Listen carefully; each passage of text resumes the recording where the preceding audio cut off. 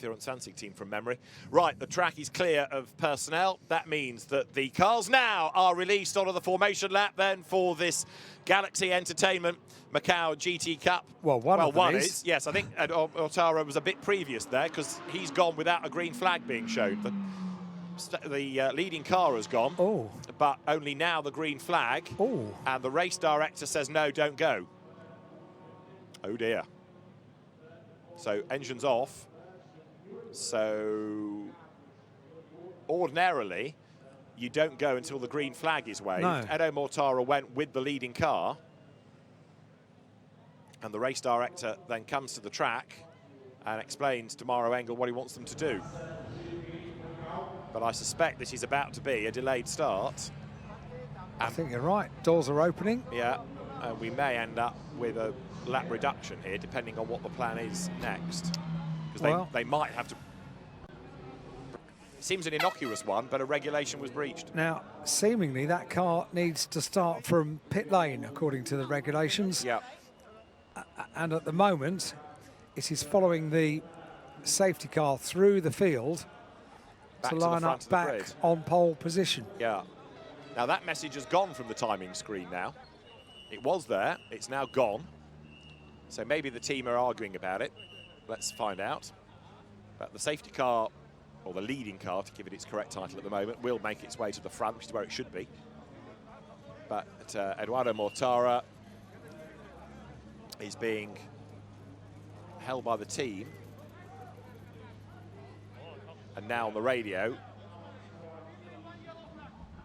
well, one engineer stops the car, another one pushes him out of the way. And now they get a bit grumpy with one another. Yes, they do. Yeah. And now, look, the car's being...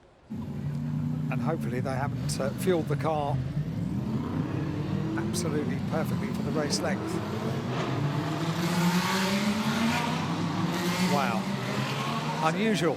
Yeah. Very unusual circumstance here.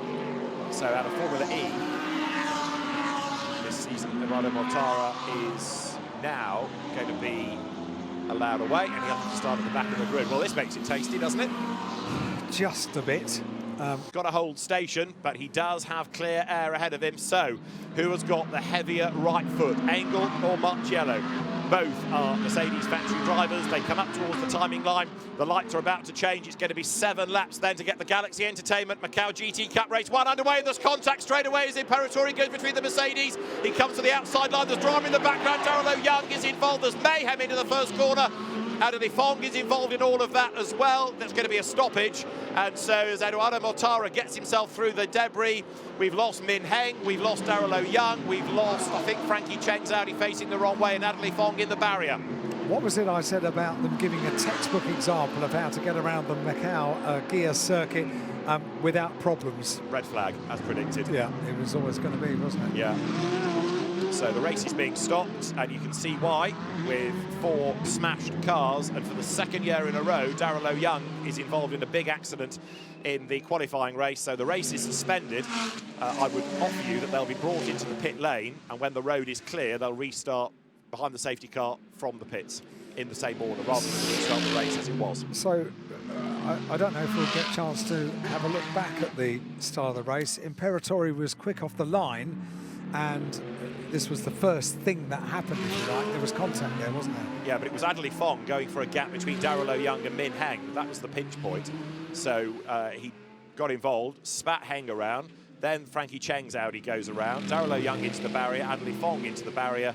The barrier is damaged. There are 4 cars badly damaged, but yeah, I would, I'm afraid, wag the finger at Adeli Fong for going for a gap that wasn't Audi-sized.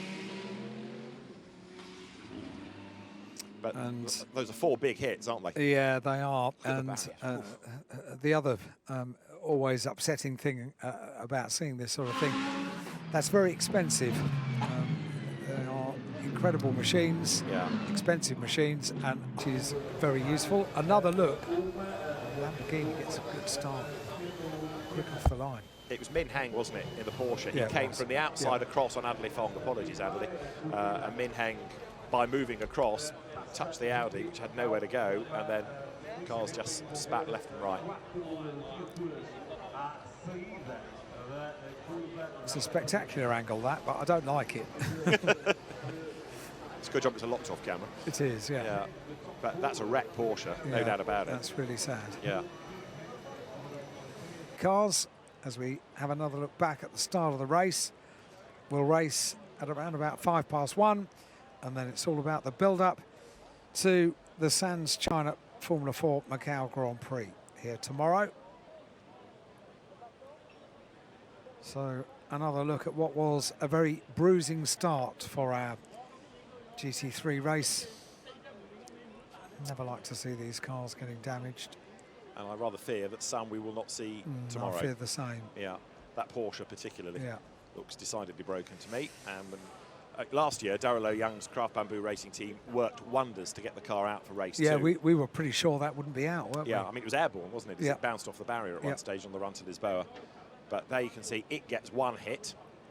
The Porsche gets turned around. I mean, that's not too serious, but it's the next bit, because, of course, when the accident starts, they're all accelerating. And so you all get carried towards the concrete. In goes the Porsche, in goes the Mercedes, in goes the Audi, and Frankie Cheng, and then the other Audi of Adderley Fong nearest to us.